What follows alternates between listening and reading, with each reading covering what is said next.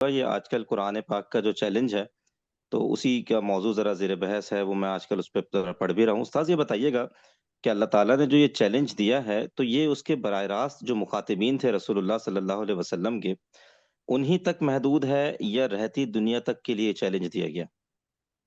یہ چیلنج تو ہر اس شخص کے لیے ہے جو قرآن کو خدا کی کتاب نہیں مانتا، یعنی کوئی وجہ نہیں ہے تو انہیں کو دیا جائے، لیکن سب سے پہلے وہی اس کے مخاطب ہوں گے۔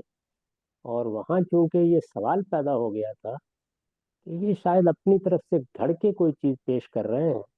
رسول اللہ کی زندگی بھی سامنے تھی، اس کے سب مراحل سے بھی لوگ واقف تھے، تو وہاں یہ چیلنج ہر لحاظ سے گویا ان کے لیے ایک ایسی چیز بن گیا جو فیصلہ کن ہو گئی۔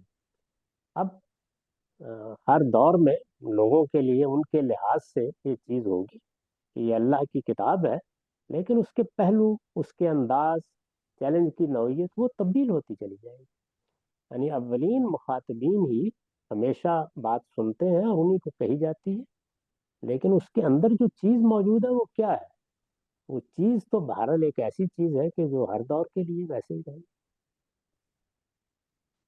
استاذ بالکل ٹھیک ہے۔ استاذ یہ بھی بتائیے گا کہ جب آپ یہ کہتے ہیں کہ اصل چیلنج جو ہے وہ فارم یا اسٹرکچر کا نہیں تھا بلکہ مشمولات کا ہے، تو استاذ یہ بتائیے گا کہ کیا یہ کہا جا سکتا ہے کہ چیلنج یہ نہیں ہے کہ تم عربی زبان میں ہی کوئی کلام پیش کر کے دکھاؤ، بلکہ جیسے مولانا مودودی نے تفہیم القرآن میں لکھا ہے، چیلنج یہ ہے کہ تم کسی بھی زبان میں اس شان کا کلام پیش کر کے دکھا دو؟ یہ بالکل ٹھیک بات ہے، میں نے تو اسی لیے کہا ہے کہ جن لوگوں نے اصل میں اس کو اس طرح سمجھا کہ وہ قرآن کی نقل کر کے دکھا دیں، انہوں نے بالکل حماقت کا ثبوت دیا ہے۔ یہاں نقل کرنا مقصود نہیں ہے۔ نقل تو جب کوئی چیز وجود میں آ جاتی ہے تو تھوڑا بہت آدمی کسی بھی چیز کی کر لیتا ہے۔ نقل کرنا خود یہ ماننا ہے کہ میں اس کے مقابل میں کوئی چیز نہیں پیش کر سکتا، اس درجے کی چیز، اس شان کی چیز مقابل میں پیش کروں۔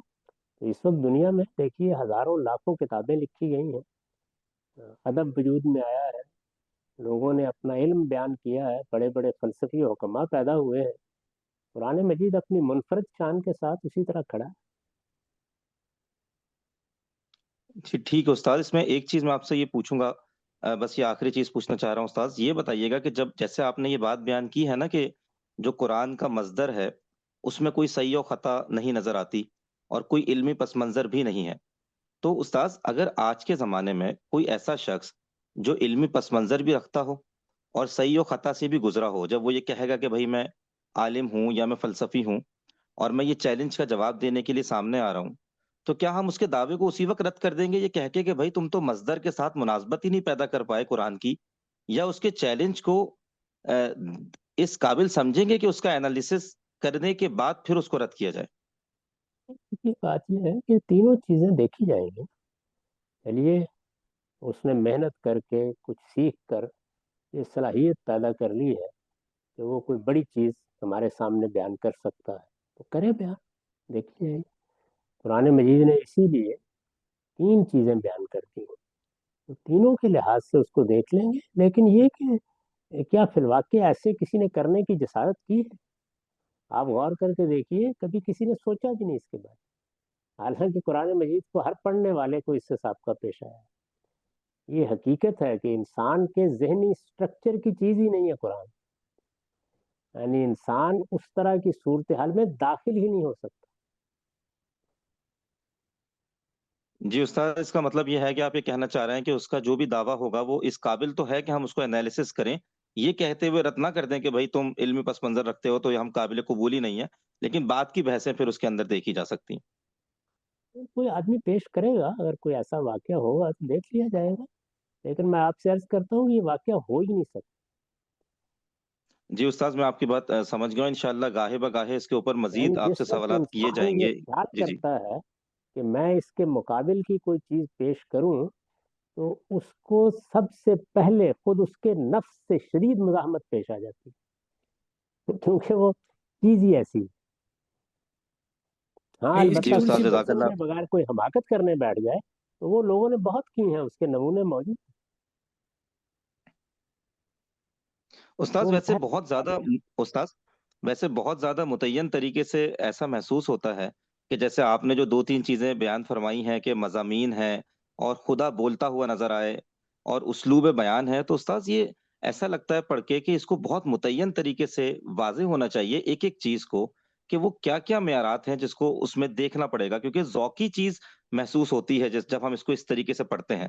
لیکن جیسے آپ ابھی بیان فرما رہے ہیں کہ انسان پیدا ہی نہیں کر سکتا، تو استاد 2 جمع 2 4 کی طرح یہ واضح ہونا چاہیے کہ وہ کیا چیزیں ہیں جس کی بنیاد پہ پھر ہم کہیں گے کہ وہ چیلنج پورا نہیں ہوا۔ نہیں، انسانی نفس کے اندر جو چیز اپنی تمثیل نہ رکھتی ہو اسے آپ 2 اور 2 4 کر ہی نہیں سکتے. یعنی یہ وہ عجز ہے جس کا احساس اتنا شدید ہوتا ہے کہ یہ کام نہیں ہو سکتا. اسی استاذ وجہ پھر یہ سے ذوقی چیز نہیں کہلائے کبھی گی؟ کبھی نہیں، ذوقی کیا، یہ تو واقعہ ہو جائے گا. یعنی واقعہ جب کوئی ہو جاتا ہے تو وہ تو بتا دیتا ہے کہ کچھ نہیں ہو سکتا.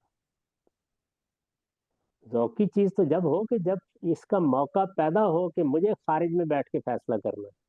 میں تو گزارش کر رہا ہوں کہ انسان جیسے ہی اس کا ارادہ کرے گا تو خود اس کا اپنا نفس مزاحمت کر دے. اور یہی ہوا ہے.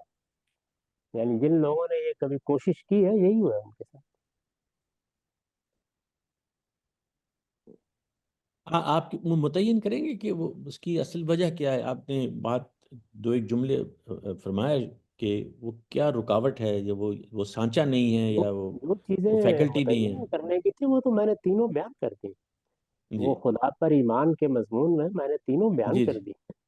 جی جو جی چیزیں واضح کر دیتی ہیں کہ یہ قول البشر نہیں ہے. تو یہاں تو میں یہ عرض کر رہا ہوں کہ جیسے مثال کے طور پر دیکھیے مولانا اصلاحی نے بیان کیا کہ ان کو شعر کہنے کا بہت شوق ہوا. تو اس کے بعد انہوں نے کچھ نظمیں لکھی، بلکہ ایک بہت اچھی نظم لکھی جس پر ان کے استاد مولانا نگرامی نے ان کو شاباش بھی دی، کچھ تنبیہ بھی کی. تو وہ ایک استاد کی حجب تھی. تو وہ کہتے ہیں کہ اس کے بعد میں نے ایک دن بیٹھ کے غور کیا کہ کیا میں شبلی کی طرح کی شاعری کر سکتا ہوں. مجھے جواب ملا کہ نہیں. تو میں نے اس دن شاعری ترک کر. بس یہی. اب اس کو آپ کیا کسی قاعدے میں لا سکتے ہیں؟ تو میں یہ عرض کرتا ہوں کہ وہاں تو شبلی کی طرح سے کسی ایک آدمی نے اپنا قدم پیچھے اٹھایا. یہاں پوری انسانیت کو قرآن کہہ رہا ہے کہ تم جیسے ہی یہ کرنا چاہو گے نہیں کر سکو. وہ صرف یہ نہیں کہہ رہا کہ تم کر لو گے لیکن وہ معیار پر پورا نہیں اترے گا. وہ یہ کہہ رہا تم کر ہی نہیں سکو. لن تفل.